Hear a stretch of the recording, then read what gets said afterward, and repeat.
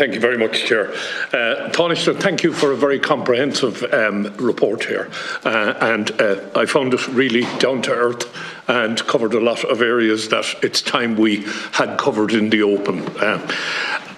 First thing I would like to do, and I'm asking you, would you ask your department to draft a briefing document for members of the Houses of the Oireachtas that explains exactly what neutrality is. Because quite frankly, I'm tired of being overseas and hearing people talk about paddy neutrality, militarily non-aligned, using two polar opposites in the same paragraph, in the same sentence. There's clearly a lack of understanding of what neutrality means. And I think for all of us, there should be a briefing document so as we know exactly what we mean when we say Ireland is a neutral country. I compliment you on what you said today regarding NATO.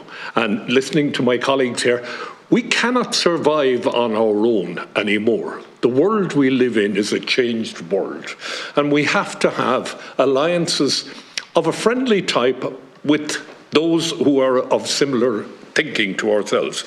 In the last 2 years, I have led a number of delegations to Estonia to visit various cyber centres, and CCDCOE, which is the NATO Research Centre, I have always found them extremely welcoming, extremely willing to share their information, to share their research. And on one particular delegation, I had a chap in the group with me, and I said, you know, tomorrow morning we're visiting CCDCOE. He said, what's that? I said, it's the NATO Research Centre. No, I'm not going anywhere near NATO. I said, that's fine, you can stay in the hotel, we'll pick you up later. Following morning, he got up, he said, I'll go up and see what they're about anyway. And he came out and he said, why don't we deal more with them? Right? Because the information that they can provide, we need to be able to, if you want, get that information and work with it. CCDCOE has offered, in the last delegation I had out there, they have offered a number of internships to Irish universities. We have an Irish military officer there in an observing capacity, and I think we need to build that alliance and build it more. And I would ask you to let's be more open about that. So that's my first issue with respect to NATO. The Partnership for Peace programme has done wonders for the Defence Forces. And you spoke about the divergence amongst the military in Europe versus what you've got in the United States. I think being involved in something like PESCO is a good thing because we can standardise what we've got, we can standardise our training, we can, if you want, reach a level of expertise that is common across the European Union, and I think that's a good thing. The other one, the issue that it was mentioned there recently that we get a Commissioner for Defence in the European Union, and shockwaves ran through Leinster House about, oh my God, a European army. What would be wrong with having a Commissioner for Defence that's at the very top of the European Union who would be able to coordinate what happens within the defence sector? So I don't have a problem with that. Another one I want to ask you your opinion on. I wrote this at a recent meeting in Bruges of Foreign Affairs and Defence Committees, and that's the establishment of an Atlantic fleet. You speak about the undersea cables, you speak about the interconnectivity that we have with the UK, the interconnectivity that we will soon have with France. Is it not time that the European Union took control of the Atlantic? No single nation, in my view, is capable of patrolling the Atlantic on their own. Our own economic zone is so large. Even if we had all 9 ships at sea, I don't believe we could cover it. I think the establishment of an Atlantic fleet, and you may give me an answer or you may give me an opinion on it, but I think it's something that we should be discussing at European level with a view to securing the assets of Europe. That's what I'm talking about here. I'm not talking about the establishment of any military anything other than the fact that a French or a German ship or a British ship can be patrolling in our economic zone. If they come across something that appears to be illegal, they could carry out an arrest and take the offending vessel to the nearest port. That's what I'm talking about. I'm merely talking about cooperation here. to defend our assets and nothing else. So I'd be interested in your view on that. Now, the other one I have a difficulty with, Taoiseach, and I'm still in the foreign affairs space here, and that's our overseas development aid. I want to put this as simply as I can. If I decide tomorrow morning that I'm going to fund your car, pay your car insurance, and look after everything to do with your car, the money you would ordinarily have to spend on your car, you can now spend to have flash dinners up in the Shelburne or whatever, right? Our overseas development aid, over the period of 2013 to 2022, we funded 10 countries to the tune of 2.236 billion euros.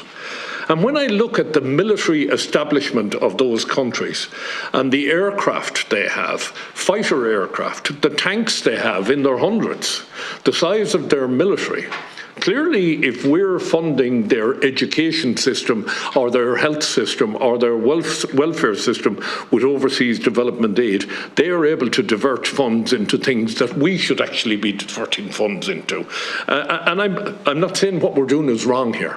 I believe overseas development aid is a crucial part of our foreign policy. But what I am asking is it time that we reviewed where we're putting money and had a look to see, are we perhaps putting money into some countries that don't need it or could manage their own system better without our money, and maybe we should divert what overseas development aid we have into poorer countries who could use it.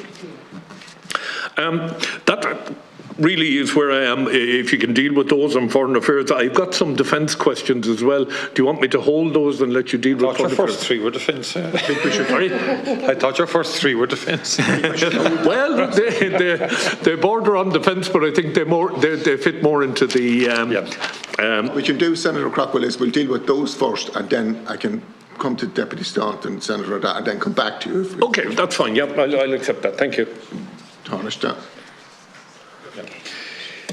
First of all, on the draft of the briefing document, I mean, I think we can, but that would be very much, how do I put it, may not meet the definitions that others have.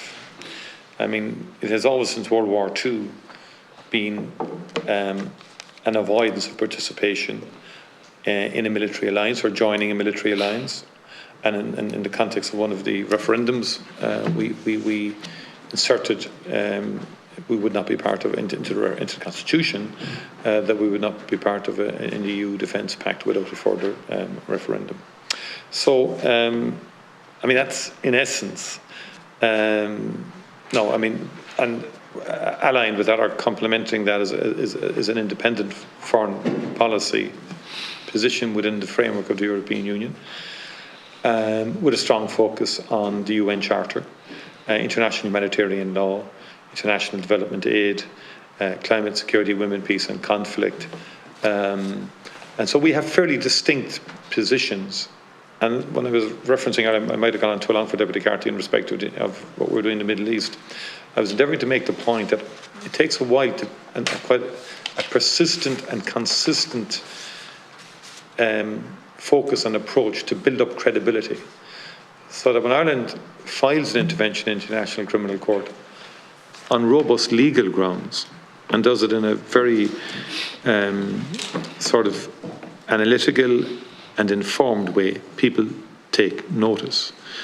On the other hand, if you just simply announce it some fine day without any due diligence and so on like that, people just say, well, they're just doing, they're politicising the court, they're not taking the court seriously. So I think it's how we develop our foreign policy and the areas we concentrate on is just as important in terms of stating we're not joining any alliance, military alliance. Others might have a view that we should be politically neutral or broaden out the definition. But given our membership of the European Union, the Common Security Defence Policy, which we never opted out of that, we opted in day one. It seems to me we're in a position that we can navigate, that we can manage, and we can be proactive on the international stage. And our position is respected, and the European Union accommodates the national characteristics of each member state's foreign policies, and in this case now it's Ireland, Austria, and Malta. And up private prior to that because of the Ukrainian war. We had Finland and Sweden, and now they've taken decisions. Their people have, what the governments have, with the support of their peoples in respect of joining NATO. But the situation there changed overnight in respect of the Russian invasion. But anyway, we'll try and get a briefing document together for you. And I take your point in terms of what you've said. The world has changed. I visited that centre in Estonia. Our National Cybersecurity Centre have participated in the Estonians, what's called the NATO Centre of Excellence in Estonia. When I went in there, they were looking at how water utilities can be penetrated by cyber attacks. What is wrong with people learning about how you develop public water supplies that are resilient to, we heard this morning on Morning Ireland and maybe other stations as well, the commentary in respect of, I think it's 3 years since the cyber attack on our health service and the enormous cost that it created in human terms and financial terms. On the EU Commission of Defence, we do have the EDA Maritime Surveillance Project that includes Atlantic countries.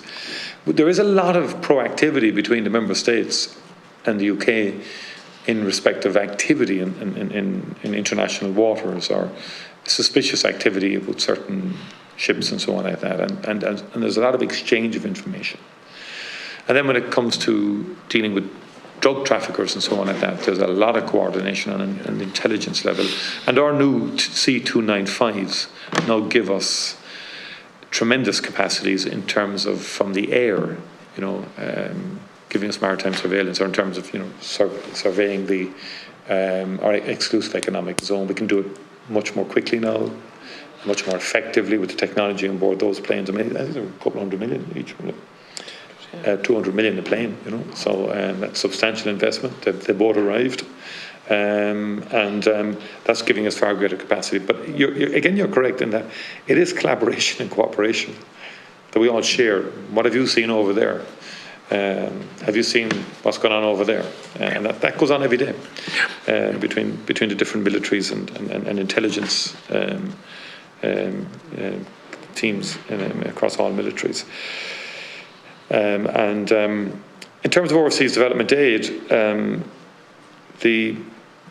my view there is that the OECD praises Ireland through peer reviews in terms of quality and impact of the Irish aid programme. We generally, I think most of us support sub-Saharan Africa, so it's the furthest behind. And we tend to focus on education in some countries, Uganda, for example, or health. Ethiopia was traditionally very strong. I was in Mozambique last year. Food security is a key focus of ours. So there's none of our aid going anywhere, other than to the projects that we've identified and to the areas that we've identified. We're working with US aid in Malawi on food diversification, crop diversification, for example, trying to get people off to one crop, developing climate resilient seeds. So there's a lot of good work being done on the food security by Irish aid.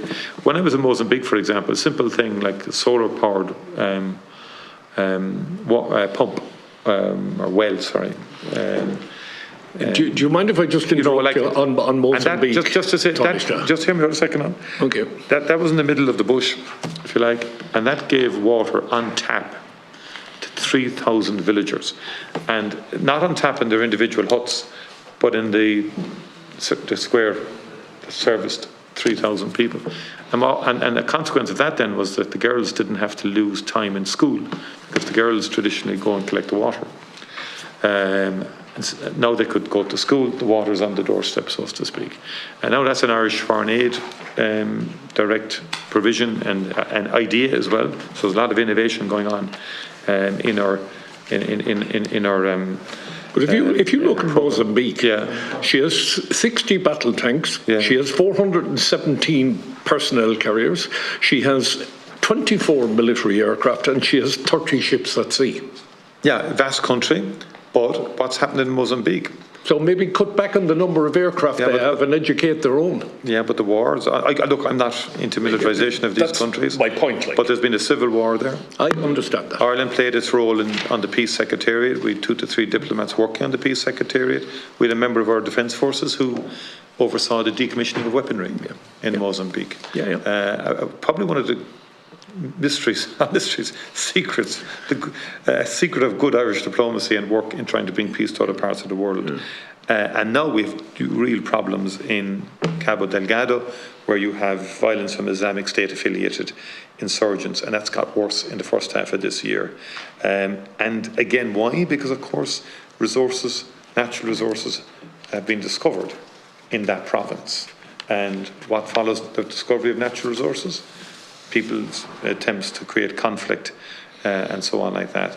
And so from a security perspective, there is a vulnerability in Mozambique and also very vulnerable to climate shocks and so forth. But we always, though, have a very strong civil society dimension to our aid programme, governance dimension to our women, peace and security dimension to our development aid.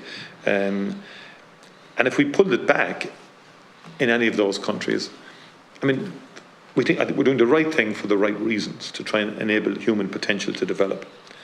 But if we don't maintain, and if other Western developed countries don't maintain, in fact they should increase their development aid, we will have higher levels of migration flow into Europe. That's the other side of the coin, if you want to do it from a self-interested point of view. Because people are pulling out of Syria now, supports out of Syria, and what they're telling us in Jordan and nearby, it's increasing the flow of migration in.